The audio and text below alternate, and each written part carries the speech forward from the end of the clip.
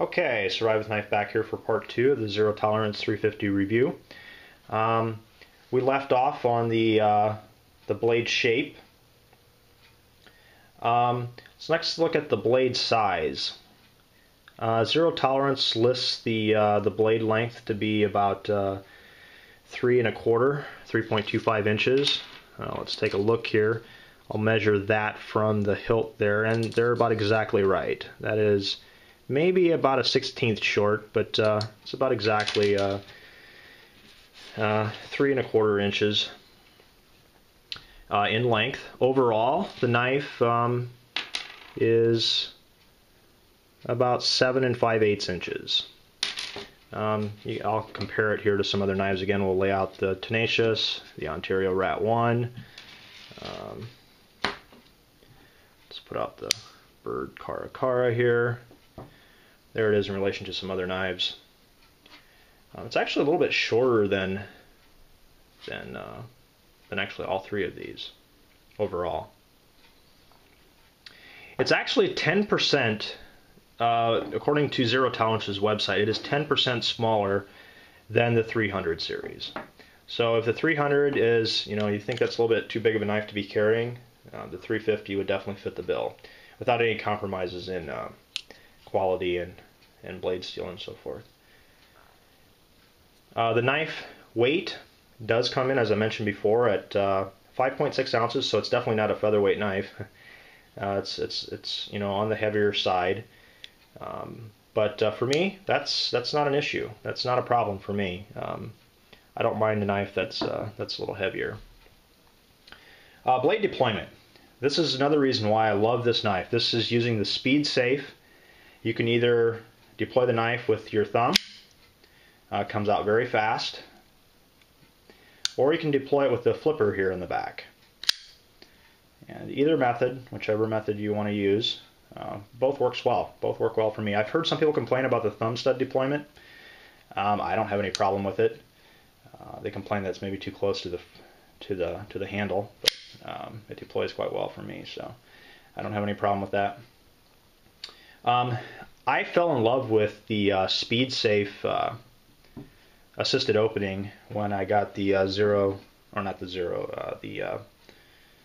the Kershaw Bolt 2, and absolutely fell in love with the Speed Safe assisted opening. And so when I saw that the Zero Tolerance had that same assisted opening feature, that was one of the selling points for me. So, okay, the next thing is ergonomics. This knife, I think I mentioned before, feels very good in hand. Well balanced, allows me to reverse grip very well. Just feels good in hand. Feels very good. Feels like I'm holding something here. Definitely. The handle width, I would say, is, if I hold it here, I would say it's just a little thicker than the Tenacious. For those of you Tenacious users out there, I don't know if you can see that. It is just a little thicker than the Tenacious. So it does give you a little bit more purchase in hand. But it feels, I have probably large hands, not overly large, but it feels really good in my hand. Very comfortable. And I've had this knife for about a month now, and I've used it quite a bit, and I've never had any hand fatigue or anything like that from its use. So next thing, we're looking at the knife roll. What role does this knife play? I think it actually can fill, and I believe I talked about this already, but it fills all 4 roles. Where I might not say the same thing about the Tenacious. The Tenacious, would probably make a pretty good self-defense tool because of its, its good stabbing point. But I'm not sure I would, want to use it as much in a survival situation. Whereas the Zero Tolerance here kind of fits all 4 bills for me. Now, the Ontario Rat 1, I would say, fits more in all 4 categories. I think the Zero Tolerance would beat it out in the tactical because of the assisted opening blade deployment. One thing I do like about the assisted opening knives is that they do guarantee that your blade does deploy, even though, you know, I deploy knives like this pretty well, and they, you know, come out 98% of the time. That 2% of times when your blade does not deploy correctly and you can't get it out right, or, you know, it just maybe comes out partially. You know, you guys have probably all had that happen when you're playing with your knives. It maybe opens that far. Self-defense situation, you would not want that to happen. It'd be the worst case scenario.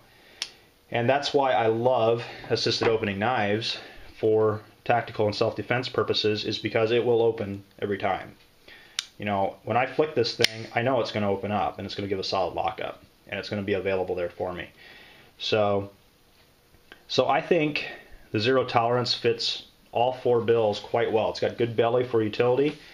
It's long enough to be a good knife for processing game.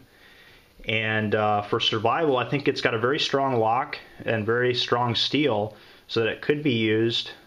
I'm not going to use it personally as a survival tool. I have my fixed blades I'm going to be using for that. I don't want to risk, breaking a knife, but I think in a emergency situation, it would definitely stand up to that role. And then for me, the cool factor. I just think this knife is cool. I do wish that zero tolerance did come out like with in the 300 series. They do tiger stripe the blade, and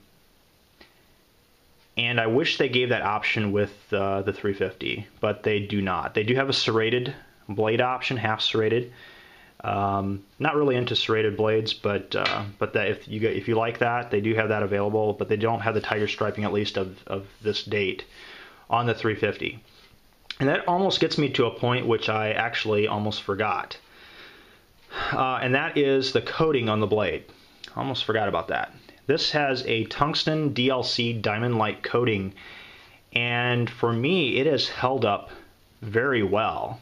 If you notice, there's zero wear on that coating. And I've actually used this, I mean, I know I've only had it for a month, but I've used it quite aggressively in some cases, and I have not had anything happen with that coating. Now, unlike, some other knives that I've had, here's another Ontario Rat 1. This one here is actually Duracoated by me, and that's because the original factory, basically it was just paint, but it came off pretty easily. And so I've Duracoated it. You can see the Duracoat is coming through in some places, but this knife has been used. See on the pocket clip here, I Duracoated that also. That tungsten DLC coating is pretty strong. I'm expecting some good things from that. I don't really expect that to come off. Usually I do like plain satin finish or non-coated blades, but with that coating, I think I'm pretty happy with that, at least at this point. I may give an update on that in the future, but at this point I'm very happy with that. And back to the cool factor, yeah, knife's just cool. I think you guys already all know that.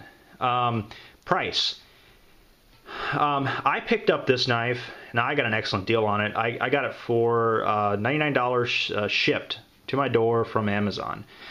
But I think it's an excellent deal. If you look at the steel, the quality of construction, that's absolute robbery right there. And especially if you compare it to its big brother, the 300 or the 301, which retails at about $300, you might find it out there for $250 if you're lucky. And I may pick up that knife soon, but I haven't yet. I think the price is excellent. The fact that the knife is 10% smaller, but yet is more than 50% discount in price is I would say really good job by Zero Tolerance. So that is my review on the Zero Tolerance 350. Let me know what you guys think. Post comments, and keep safe out there, guys. Talk to you guys later.